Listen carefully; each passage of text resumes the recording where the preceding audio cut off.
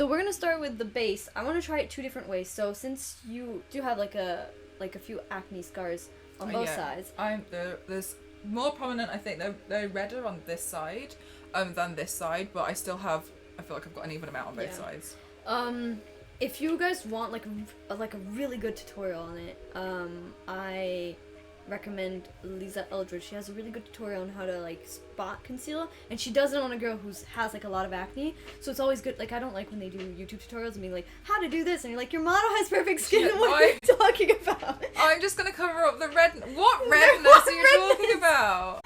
You can see how oily my face is, guys. You can literally see the ring light in my face. Look at that. This is a ring light. That's how oily. Yeah, but see, I didn't powder my face today. I don't like powdering my face. I've been trying to powder less. I think that's good. I think like you can still powder everywhere. I think it's just the amount of powder that you need to be careful. I used to just pack it on because I would be like, if I bake my entire face. That should be good. It should last the whole day. Okay. And we're good. Cool. Glowing like a ring light. Oh, see, stop it. So what I'd like to do is I'd like to try to use 2 techniques. So we're gonna spot conceal first. Which on side one do you want me side. to face? I'm gonna start with this one, and Okay, then we'll so- we're gonna spot conceal first on this side, and then put foundation on top. And on the other side, we're gonna do it the other way around. Put foundation and then spot conceal. The effect is slightly different. It's easier to spot conceal afterwards because you don't have to like dab the foundation on and be afraid of moving around the concealer. But I do find that sometimes it will leave this little like circle around the areas that you've corrected. So we're gonna do it both ways. I just mixed a few concealers to get to her skin, sort of her skin tone. Dewy. You're dewy. You're dewy. Okay. So I'm using a dome brush. This is actually from Furthest. I really like this for spot concealing. And I'm just pressing, like tapping onto the skin. I can always like dab it out with my finger as well, so. Oh, also the amount of concealer that you use, I think. It's like really tiny. Yeah, because like, think... I have this much. Oh, you can't see it. I have this much in my hand. This is a lot. This is like a lot. I could do like 3 faces. You mixed 2 shades for that, didn't you? Yeah, so that's why there's more. Like, I definitely don't need that much. And I barely... So, the way I pick out the concealer is I just go to the edge and just take a little bit on my brush. And then I'm barely touching your skin when I put it on. Like, I'm not really pressing it in all that much because I don't want too much pigment. We're going to put foundation over the top anyway. I'm going to put a bit more of the light one. It's gone.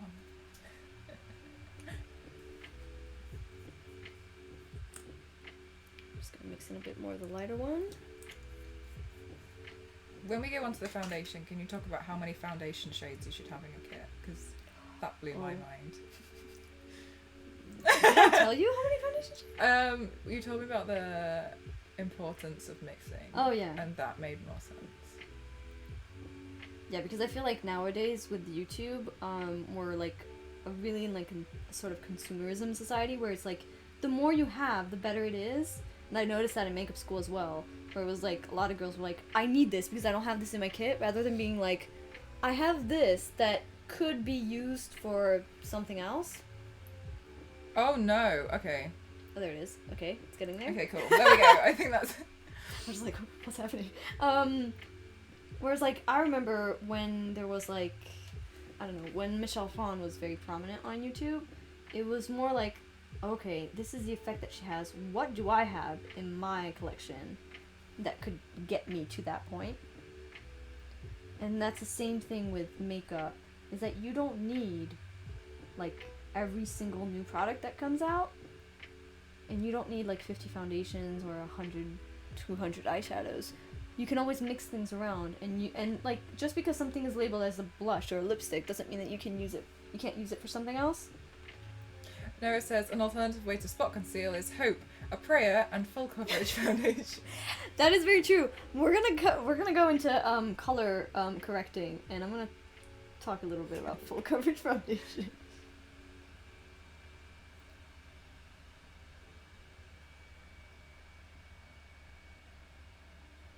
It's drying down like a tad bit darker. And then she says you're flipping them off because you're using your I'm sorry! I didn't notice. And my Larry mask today, we looked at it earlier. Oh my god. And it's horrifying because of the green screen. I told her, so, since it just looks like something from a horror movie. And so I told her she needs to wear that way. During all of October for her streams. Just Larry became a zombie, okay? It's basically that. That's what you're gonna have to do. Hi, Chris! Chris! Oh, gee. Yeah, I'm sorry. I'm sorry I'm flipping you off. It's just the finger that works best for me. The thing is, so tend to use the middle finger or the ring finger. Those are like the fingers that I find won't press too hard on the skin.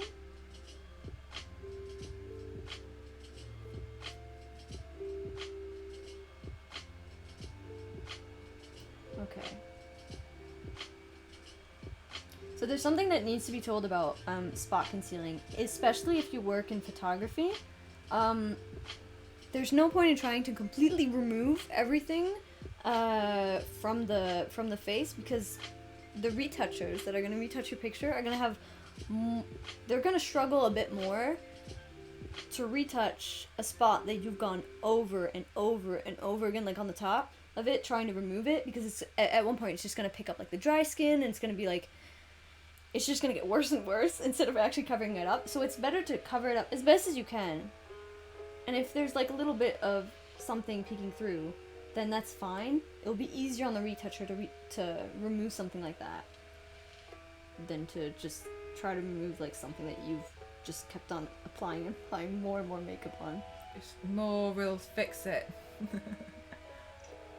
It's like, I think it's the only exception to like do it before the picture, because usually it's like a lot of makeup artists, they'll be like, oh, there's a retoucher, I don't need to do that, and that's not a good idea because it takes more time, therefore it's more expensive to retouch it than to just fix it. Like, I don't know, like a rogue eyelash or something, or like, it's easy to just get rid of it. Yeah, just get rid of it then, instead of asking the retoucher to do it. It's going to be more expensive because it's going to take him more time, the only exception being the spots.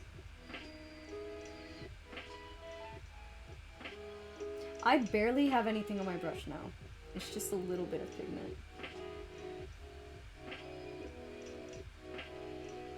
Oh, nice. I love how Chris, every single time, she just screams. Ramboozle! See, she just calms down for a second and then it's like, oh, Ramboozle!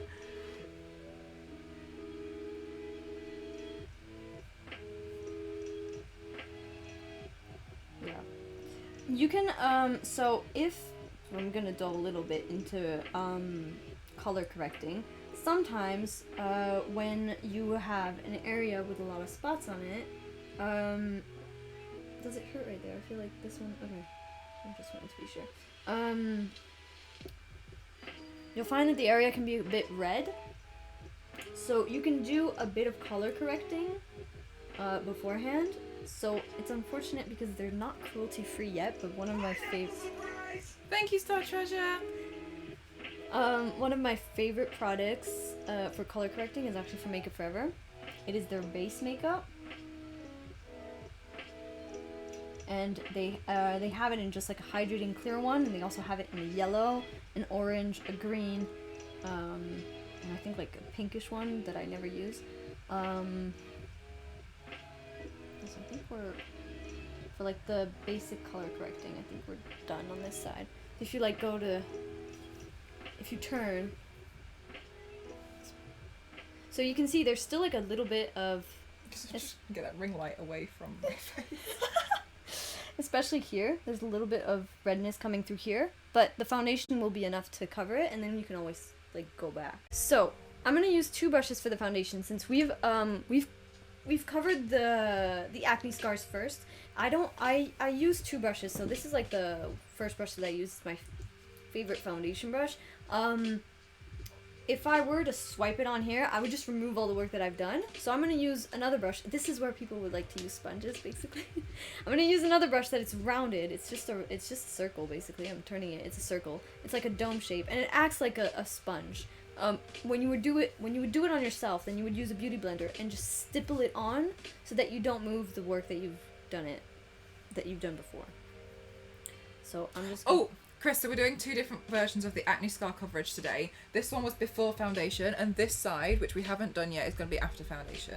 But we're also going to go back and highlight areas of like this part of, if you want to watch things about acne scarring and coverage, then we'll look at this part. If you want to know, I guess what else we spoke about was like the types of skin and dehydrated versus dry, then we're going to highlight and we're going to go back through the whole pod, and we're going to section it all out as well, so then you can go back and see certain parts, because it's a class, right? So okay, so I'm going to use 2 different brushes. This is going to be more for the forehead, and this is going to be more for like the area that we've corrected the acne, and I'm just going to stipple it on. Again, I just used 1 pump for now,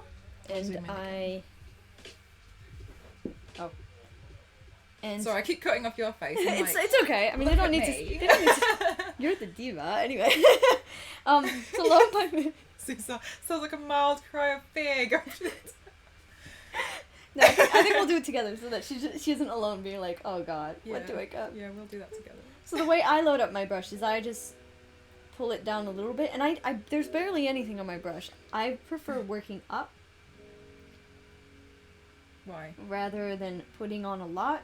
That makes it so that you keep the skin texture without making the makeup look cakey. So this is why this isn't Instagram makeup. Instagram makeup is like really, really good for photography. For like, well, not editorial photography, but just for like if you want to take pictures, because it looks cakey kind of in real life.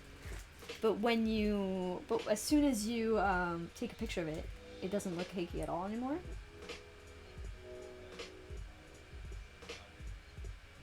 TJ says, I used to browse on Twitch when I had classes at school, and now he's confused. I'm sorry, TJ. The school never ends here. Just... We found out, TJ, so we thought we'd bring the school to you.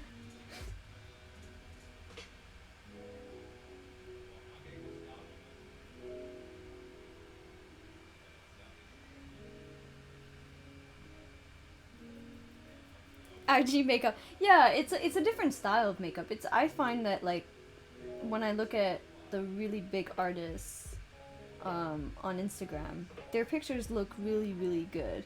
And I know that maybe they Photoshop it and they use filters on it, but I bet that just in itself it would look really, really good already because of their like high coverage.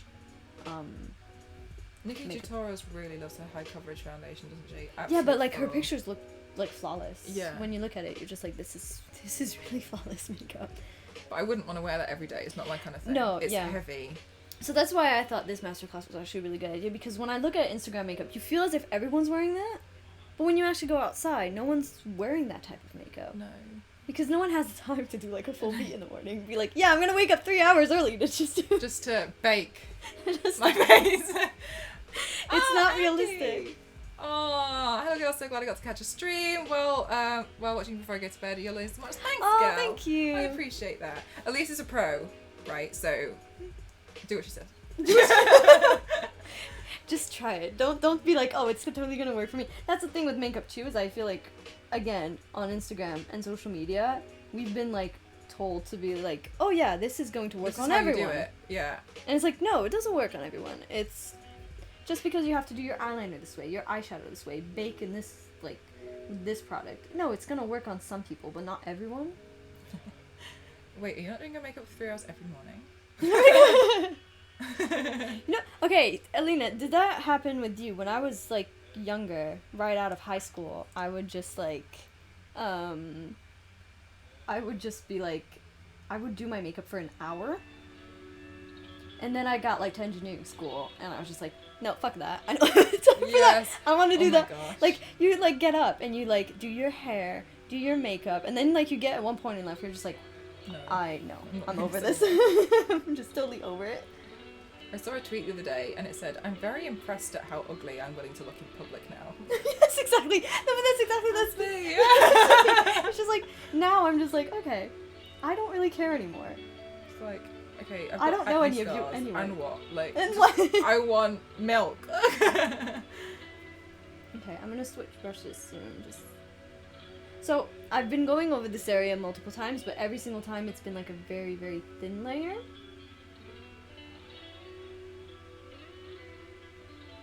Oh, it's like your morning coffee, Alina. You need those 20 minutes. See, so Alina, that used to be me before engineering school, but it would be like an hour, and it would be my me time. And then I just got to the point where I was like, is my me time more important than sleep? No. I'll survive without it. Thea made a good point earlier. She said that she'd love to see what Nikki's skin looked like in real life. So I've been told that her skin actually looks the way it looks on camera. But I think then that means that she has fantastic skin. She must do. Because there's another YouTuber, Alyssa Ashley. I don't know if you know who that is. I don't. She's a YouTuber, and like she does photography as well, and like in her photography you see her skin and it's just like, what? Like, do you even have pores? Like, do you even have... I always wonder that about Jeffree Star's skin as well. I think some people just have finer pores and better skin. Riri Kang says, what foundation and brush do you use? So the brush that I'm using is the 106 from Makeup Forever. You can get this type of brush like for other brands. You don't need to go for this one. This one is really expensive. I just really like it. It's thicker than the usual. So if I brought the usual foundation brush that people use. This is what people use most of the time. This one. Oh, this one's flatter. This one's flatter and it's thinner as well. Like, I'm trying to put it in the right. Yeah. It's thinner as well. But most foundation brushes that you buy are like this one. I tend to prefer this one for some reason, but and the foundation that we're using is NYX. Yes, we're using a NYX one. You don't need to like go all high end on foundation. I think I'm just gonna do the foundation on the other side since we said that. I feel like we're working like K-Stream used to be. Huh? We're working the way K-Stream used to be. You're just reading the comments. Yeah. You're doing the makeup. It's like perfect. Theo says, yes, but sometimes you think, oh, I'm so sorry. I tried to kick my own foot because for something to do. And I kicked the entire, we're just going to pull that back in there. Sometimes you think it needs to look flawless when you have so much makeup on, but it's totally normal to see the makeup and some pores. Yeah. Yeah. So that's the other thing that is very I think is not so good, especially for the younger generation. Is that they're only seeing like really flawless images and edited everywhere, no pores, nothing. And so like I think if they're like, I think that's strange, and maybe even Theo, you've had that before, where people will like go up to you and show you a picture and be like, do this on me, and you'll be like, I can't do that. That's not like, that's edited. I can't get that with makeup. Like, if you want to have Botox and have perfectly smooth skin, then yes, okay. I'm probably gonna repeat this 10,000 times in the stream. Makeup isn't the same as surgery or cosmetic procedure. It's not the same. People do think so, but I feel like more and more so people are feeling self-conscious because they have skin texture, they have pores, and it's like, that's normal though. If you didn't have pores, that would be very, very, I mean, I'd be kind of afraid, like, I'd be scared. How does your skin breathe? Yeah. I think that's the thing though, because another thing that I find frustrating is that I like watching people's videos because I like seeing the actual skin texture, but then I found out that there are filters for videos. Yes, oh my god, that blew my mind. I did not know that. I didn't know that either. I'm just using this brush again to take away the brush strokes. And to me, I almost felt like that was quite sad because personally, I really like seeing skin texture. I think it's really beautiful, especially in like editorial photography when you can really see the skin and you can see the pores, you can see everything. I like that. Yeah, I agree with that. Are you going to be going over contour? Oh my goodness gracious, we are. We're just gonna get into that right after. You still rock the 90s style blush. If you like that, go for it. But we'll be talking about contouring. Yeah, exactly, Ramboozle. That's why I won't put filters on my videos and stuff, because I just feel like... I don't even know how. Like, how do they do I that? think you can download them for... Really? The YouTubers have them on their videos. Yeah, that's what I was told. I was like, oh, okay, I didn't know. I just thought that your lighting was so good that it just washed out everything out. It's really great lighting. I was like, that's really, really good lighting. Like, you really can't see anything. It looks like a Snapchat filter, but it actually is it is like the equivalent of a Snapchat filter. I agree, Theo, yeah. Yeah, you see this game without filters. I love that. Front page. I mean, Really? I hope, Now? Are we? Oh, yeah. Oh, my God. Yes, we are. Wait. Are we? How do you see that, though? We can't see that. If we are, guys, I don't know if we are. I don't know if it's just UK, though. It doesn't. That's already, like, a huge thing. Oh, don't give one tonight, but... Because I'm going to give him a lifetime subscription from Twitch. But it had to run out for them to do it. Help, yeah. Oh, thank you, Ramboozle. Yeah, Ramboozle. Yeah, no problem. That's normal. Also, you can see that I am never, like, in front of Mel. I'm always to the side. I always think that's very important to stay to the side. Especially, like, so usually when you're doing someone else's makeup, there's a mirror in front. So it's always nice to just stand behind the person and just look in the mirror. Especially for, like, symmetry when you're doing contour and stuff like that. That's really, really useful. And I find that just standing to the side, you're not, like, as much in their face. As in, like, if you were just, like, right in front of me. Get like, out my way. Also, something that I didn't say about, like, your kit. Mints. Take mints. Okay? You can offer them to the model if you want to, but they're for you, okay? You're gonna be in this person's space for, like, maybe an hour, maybe more. Take mints. And then you... Oh, okay. Oh, wow. They, for us, it still says 120. And if you guys... Oh, Mama Croft. If you guys see things that you think are really awesome, 607 there. Okay, Wow. good. If you guys see anything that's really awesome, please don't hesitate to take screenshots and stick them in the Discord as well, so we can have a look at them later, of us being on front page. Thank you, guys. Those of you who are new, we are running a makeup masterclass here with a professional makeup artist today. We want to bridge the gap between some Instagram makeup and some professional makeup as well. So if you are interested in makeup, we are running a whole class today. We'll be going through contouring very, very soon. And thank you, guys. I'm so happy. Okay, so I'm just gonna quickly spot conceal on that side. So this is a spot conceal afterwards. So the good thing with that is that it's very easy. You put the foundation all over and like you're done, and then all you have to do is put the concealer over the top. What I find though is that sometimes I'll leave like this little circle around it, which I don't really like, which is I feel it's better on that side, but we'll see. You're right, it does get like really warm during your streams. It gets really warm. It gets really warm. Like it's not that warm when I'm at home and streaming. I'm just like, I think also because the room is so tiny. yeah, I think so. That definitely. So again, just taking a tiny, tiny bit of concealer on my brush, tapping it on the areas that I feel need it, and wiping it off, so that when I go back, I won't be adding more concealer. I'll just be blending it in.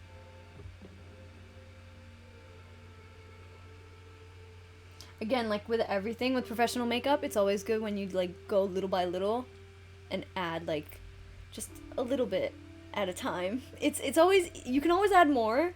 It's just really difficult when you have to take like, We have to try and blend it out. yeah. Fix. We'll talk about blush, like fixing blush. Oh, that I will need to know that. Well, the thing is that like there comes a point where it's like, yeah, you've overdone it so much that I'm sorry, like you can't fix it anymore. Oh. Like there is a point where you'll be like, yes, you can fix this, Okay. and then if you go beyond that, it's just like, So there's a line. yeah, you need to start over. Like I if need you're to know putting where the like line bright is. red on your cheek, like at one point you just can't blend it out anymore. It's just you need to take it off and start over.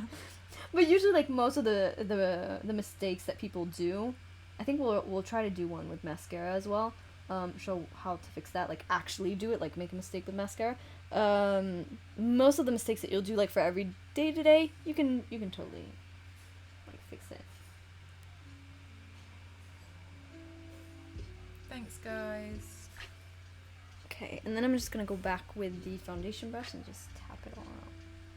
So is this like a way to like blend it out slightly? Yeah, it's just to make sure that the color is right, like as well. Like since there's like a tiny bit of foundation left on here, then it'll blend it out. So a lot of people, when they try to fix things, like for example, if their contour is like too low, they'll take the foundation brush, take more foundation, and then put it back on. And I'm just mask it. To mask it, but I'm like, usually there's already enough foundation on your brush that you don't even need to put more on. Like, it will blend it out automatically. You don't need to. I used to just take the hit, and I'm like, well, this is what I'm gonna look like today. I feel like Samantha Ravindell is like that as well. Yeah, I think she kind of gives up sometimes. She's like, well, this is us. That's just gonna be it for today.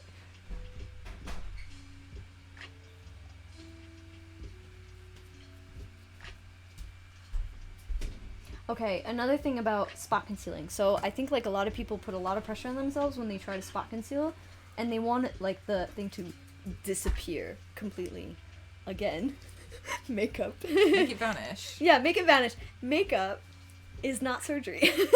Yes. You can hide the redness as much as you can, but it is like you can't hide a volume. So you can make the illusion. Like if, for example, if you were going to take a picture from the front only, you could hide a volume and be like, okay, yeah, in this, like on this point of view, we're not going to see the volume. But as soon as you turn, then suddenly you'll see it again. There's no way for you to, like, take away a volume. It's just there.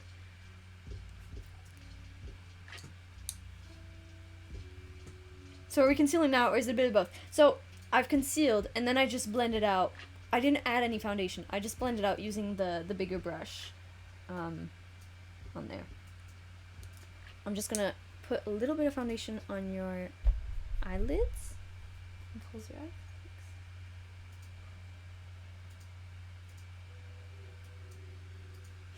So what I tend to recommend, if you don't have like a lot of acne, I tend to recommend to do the foundation first before putting concealer, because foundation will give you like a pretty good base already, even if you don't put a lot, and then concealer can just be like a little bit added, like a little bonus, as in like, oh, in this area I need a bit more coverage, and you add that.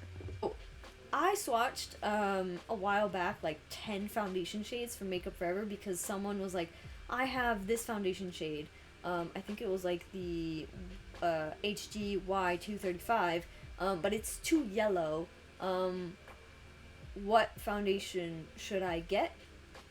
So when foundation matching, if you don't know what shade is this foundation, like is it pink, what undertone is there in that foundation, what I always recommend doing is, if you can, find a foundation that is very pink. So as you can see, number 7 is very pink compared to the other ones. I think I have that one? No, I don't have that one. I have number 1, which is a bit pink. And number 9, which is very yellow.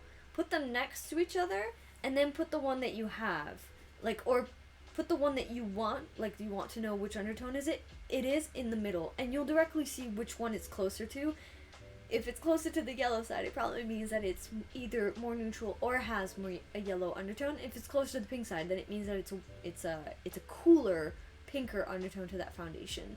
Other than that, there's like not really like a perfect way of finding your foundation shade.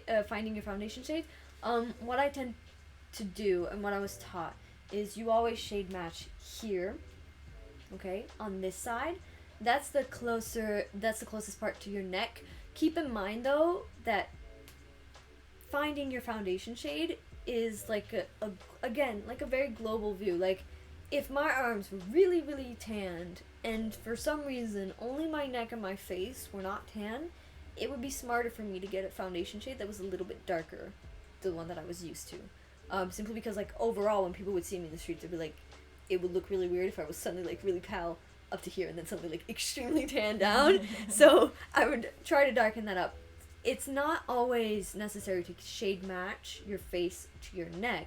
It's to shade match your face to everything else. Sometimes your neck will actually be a lot lighter than your face, which will, like, your face will be the color of your arms, but your neck will be a lot lighter. In that case, shade match your face to the arms and then bring the foundation down onto the neck so that it creates like a seamless just like application. But yeah, apart from that, like, it's very difficult to tell people how to shade match their foundation without being like in front of them and being like testing out the foundations with them and being like, okay, as you can see here, this one would make you look ashy. it's from across the screen. That's pretty much like as much as I'm daring to give you information, because I'd be afraid to just send you like in the wrong direction otherwise. And then Yeah. also, how many foundation colours should you have Oh. in your makeup artist kit? Like, when makeup artists are sent for instance, when influencers send every single shade, Yeah. would you have every single shade of No. foundation in your kit? I'd say in a kit I'd have between 5 and 10, like maximum 10, no more than 10. And that would cover. So that would cover, so from the lightest to the darkest, and then something that I've discovered recently I think it was like the beginning of this year. Do I have it here? I think I have it somewhere. Oh, it's in the front. Okay. Sorry. Let me just get the product. NYX has a product called a Pro Foundation Mixer. They have one in white and one in, I think, brown. The one thing I like about the white one is it lightens up your foundation without actually changing the undertone. I can't say that much for the brown one, because if it's brown, it has to have an undertone. Like a brown can be warm brown or a cool brown. So depending on the undertone of that other product, it will change the undertone of your foundation. But this white one is really good. So I would have like the lightest foundation I can possibly have, the darkest foundation I can possibly have, and then just be like, okay, here's a pink one, here's a yellow one, here's a neutral one. Try to progressively get darker and just change the undertones, knowing that you can always mix it. If it's like, oh, this one is the right shade, but it's not the right undertone, then mix it with maybe a lighter one and a darker one that have the right undertone, and you'll get the shade with the right undertone. It's like very, again, it's like a lot of practice, getting used to being like, oh, okay, this shade is like a little bit off. I need it. That's what we did with the concealer, is that I mixed 2 concealers in. I started correcting the spots on one side, and at one point I was like, oh, it's getting too dark when it dries down. Let me add a little bit of lighter, like of the lighter shade mixing. When I was in makeup school, there was not, like, it was very, very rare for us to be like, yes, I'm just going to take this foundation and it's going to be your shade, like that. Perfect. Like that, when that happened, we were like really, really happy with that, because it was so rare. Like 99% of the time you'd be like, okay, so I'm gonna mix a little bit of this and a little bit of that, mix it around. Like sometimes you'll go up to like 4 different shades, mixing it around to be like, yes, okay, this is the shade that I'm looking for. The advantage that you have is like when you're working with one kit and it's foundations that you get to know, and you're just like, yes, I know these foundations, I'm used to working with them. You'll look at a person and you'll be like, yes, you are 4 mixed in with a little bit of 9. Okay, if I do that, yeah, I'll get your foundation shade, because you're so used to you're so used to working with those colors that you're just like, yes, I know how to shade match you directly. Yeah, I think things like that where your eye is trained Yeah. to see and understand differences in skin tone. I think it really opens up your eye. For me, I can't see any of these different shades, but when Elise was speaking to me about it before, and I was like, I can't find my foundation match and I don't know what to do, she was like, okay, well, I'm going to try and help you. And then in the end, we managed to find the foundation that we have used. However, I feel like it's so hard for me to understand which foundation I should be using and which one should be for me. Thank you so much, guys. Thank you. Oh my god, thank you. Chicken and Oh my god. a mix of stuff. Oh my god, oh my god, oh my god. Who's jealous? Oh my god, the bowl looks so big. The bowl looks like enormous. Like, thank god it's not filled into the top, because I'm just like, I would never be able to finish all this. My Oh normal my god. It's my cereal. Oh, it smells so Do good. you want to pop it here or something? Yeah, I think I'll be. So I feel 'Cause I like, think we're almost done. Like, yeah, I feel as though a lot of people think that you can walk into any shop and you can find any foundation, and I also think that sometimes, because I thought this, I was like, damn, like your makeup kit must be heavy. Like imagine carrying all those glass bottles of foundation. yeah, that's the thing. That's why it's like, don't take 20 shades of foundation with you, because in your kit you have foundation, you have concealer, you have primers, you have skincare, you have eyeshadows, you have like so much stuff that you need to carry around. That's a lot of stuff As to carry well as around. the weight of the actual bag is not always very light as well. Oh yeah. The weight of the bag to be able to have enough padding around it. Like yeah. when I've had bags, for instance, like I really love Casey, as we all know. However, it's still quite heavy of what it is. So I if you thought you were talking about Chris. I was like, what are you talking about? Casey. really, she's very heavy. Like, what?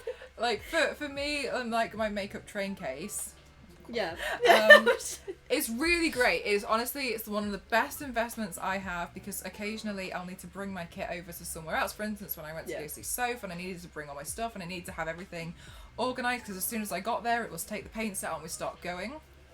But that can be heavy in itself. And then also imagine if you're a makeup artist. For instance, Rihanna brought out, was it 40 or 50 shades of foundation? Her foundation, her shade line is really good. It's impressive. We managed to match you on that. We did. I think it was like 142. But it was a bit dry. It was a bit dry. It was a bit dry.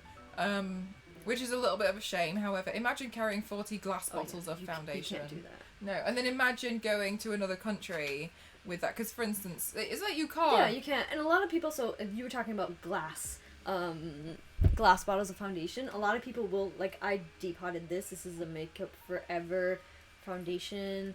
I think it's in the, what is it called again? I don't know the word in English. It's been discontinued. It's called Liquid Lift Foundation in the shade 1. And this is the bottle it comes in usually. I depotted it into this, being like, I want this to be part of my professional makeup kit.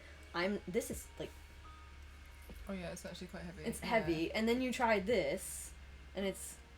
Oh my god, I feel like I can chuck it. You can like, it is so light. The but packaging. You can see, like, that's where the, like, part of the weight is. It's just there. Yeah. It's so heavy. The weight difference is incredible, and so people tend to depot their foundation.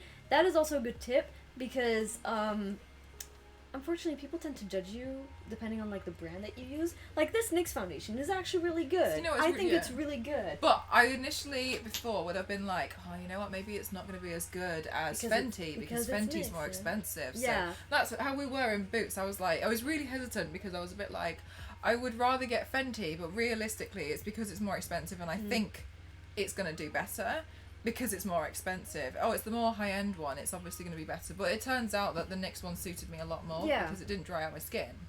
So I would I depotted L'Oreal foundations into those little bottles, and no one knows what brand they are. I just write the number of the shade on them, and I know, like, oh, this is L'Oreal, this range, and this shade.